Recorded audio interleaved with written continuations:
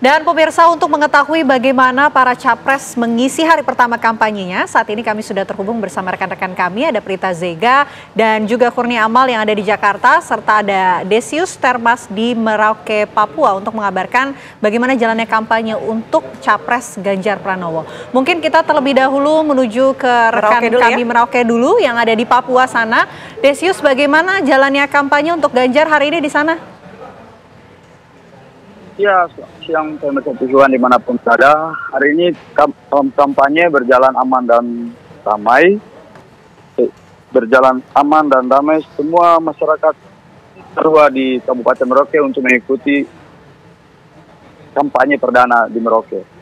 Kehadiran Cawapres Ganjar Pranowo di Kabupaten Merauke sendiri mempunyai 3 makna penting di sana. Yang pertama yaitu terinspirasi akan lagu dari Sabang sampai Merauke, yang mana bisa menghubungkan antara barat dengan timur menjadi satu kekuatan yang utuh. Dan yang kedua adalah sila ketiga yaitu Persatuan Indonesia, yang mana mempunyai makna memajukan seluruh rakyat Indonesia dengan pembangunan pemerataan dari desa hingga ke kota. Dan yang paling terakhir adalah titik awal di mana Merauke merupakan daerah terbitnya matahari. Awal di mana masyarakat seluruh Papua mulai beraktivitas mencari nafkah untuk menghidupi keluarganya. Demikian yang dapat kami laporkan dari Merauke. Baik, laporan langsung Desius Termas dari Papua. Kita menuju ke Jakarta. Sudah ada Prita Zega yang mengikuti kampanye Anies Baswedan. Zega, silakan.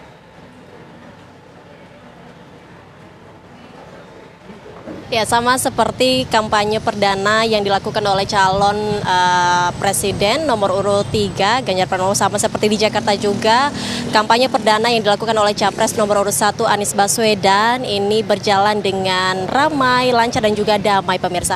Dimana tadi sebelum di tempat saat ini saya mengabarkan di Gor Ciracas Jakarta Timur, awalnya tadi Anies Baswedan melakukan kampanye perdananya di Tanah Merah Koja Jakarta Utara. Dan ini adalah lokasi kedua yang mana Anies melakukan kampanye, yaitu di Gor Ciracas, Jakarta Timur. Yang mana tadi pemirsa tak hanya Anies Baswedan yang ikut dalam kampanye ini, namun ditemani dengan istri dari Anies Baswedan dan juga kader-kader PKS maupun dari Nasdem.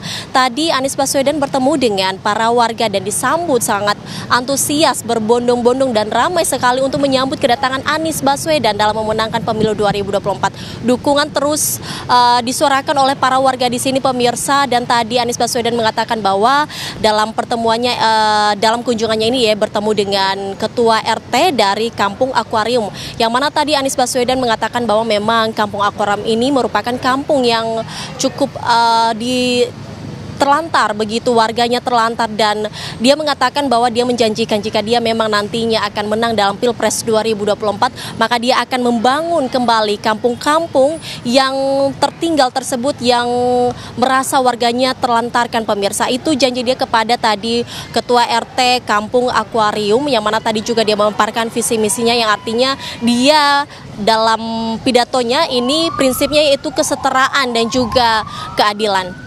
Memang tadi pemirsa disampaikan juga bahwa Anies Baswedan menyinggung soal biaya pendidikan. Dia mengatakan bahwa kalau memang nantinya dia memenangkan pemilu 2024, maka dia akan juga melihat bagaimana masa depan anak-anak, yang mana dia akan memberikan biaya-biaya pendidikan yang biayanya terjangkau agar terdapat kesetaraan antara semua warga, terlebih untuk anak-anak yang ingin bersekolah kembali, khususnya tadi di Kampung Akuarium. Dan juga dia mengatakan bahwa ini akan disetarakan di seluruh Jakarta. Nah, sebelumnya tadi memang pemirsa dirinya juga telah mengunjungi salah satu kampung, yaitu di Tanah Merah Koja Jakarta Utara. Sama seperti di Kampung Akuarium, dia juga menjanjikan beberapa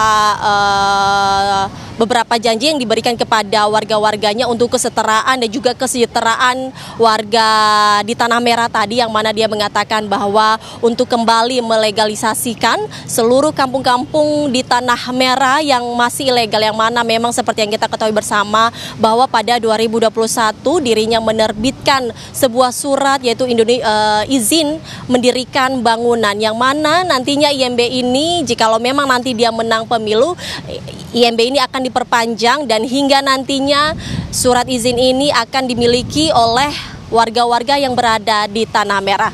Seperti itu, demikian. Baik, kalau kita sudah mendengarkan laporan dari rekan-rekan kami yang mengikuti agenda hari pertama kampanye untuk pasangan nomor urut 1 dan juga tadi sebelumnya 03, bagaimana dengan pasangan nomor urut 2? Kita tanyakan seperti biasa ya. Betul, kita tanyakan langsung kepada rekan kami, ada Kurnia Amal di sana. Amal, silakan. Ya, selamat siang Ana dan juga Vena Kintan. Betul sekali, untuk pasangan calon presiden dan juga wakil presiden dengan nomor urut 2, di mana memang Prabowo Subianto dan juga Gibran Raka Buming Raka untuk hari ini di hari perdana dari kampanye dalam rangka pemilu 2024, yakni kedua pasang calon tersebut memilih untuk bekerja seperti biasanya. Dapat kami informasikan kepada Anda pemirsa, untuk agenda dari Prabowo Subianto sendiri nanti memang hari ini agendanya seputar dengan kewenangannya sebagai Menteri Pertahanan Republik Indonesia, dan nanti sekitar pada pukul 15.00 waktu Indonesia bagian Barat, Capres Prabowo Subianto ini akan ada agenda internal dengan Presiden Joko Widodo, dan berdasarkan informasi yang kami dapatkan bahwasannya agenda internal tersebut akan dilaksanakan di Istana Negara Bogor, dan juga dapat kami informasikan kepada wakil atau calon wakil presiden Gibran Raka Buming Raka ini juga saat ini masih memenuhi kewajibannya sebagai wali kota Solo. Dapat kami informasikan nantinya kedua atau calon presiden dan juga calon wakil presiden nomor urut 2 ini akan memulai atau kick off utama dari kampanye ini akan dimulai di wilayah Jabodetabek. Dan kemarin jika kita lihat pemirsa, memang kedua capres dan juga cawapres Prabowo dan juga Gibran ini sudah menghadiri kampanye damai atau deklarasi kampanye damai yang diselenggarakan oleh Bawaslu, Polri, dan juga Kejaksaan Agung. Dan juga kemarin setelah dari acara tersebut juga kedua paslon tersebut atau capres dan cawapres tersebut menghadiri acara pemilu damai yang diselenggarakan di Komisi Pemilihan Umum di Bilangan Jakarta. Dan untuk mengawali dari kampanye yang dilakukan kedua capres dan juga cawapres tersebut, memang semalam sudah diadakan doa bersama dari TKN maupun juga TKD dari kemenangan Prabowo dan juga Gibran. Dapat kami informasikan memang untuk proses dari kampanye pemilu sendiri ini dimulai pada hari ini pada 28 November 2023 hingga 10 Februari 2024 yang akan datang. Sementara untuk masa tenang yakni pada 11 Februari hingga 13 Februari 2023, dan untuk masa pencoblosan atau pemungutan suara ini akan dilaksanakan pada 14 Februari 2023. Ana dan juga Vena, demikian laporan saya langsung dari kantor Kementerian Pertahanan di Bilangan Jakarta Pusat. Kembali ke Anda di studio. Terima kasih laporan langsung Kurnia Amal. Rekan-rekan terima kasih, selamat siang, selamat bertugas kembali.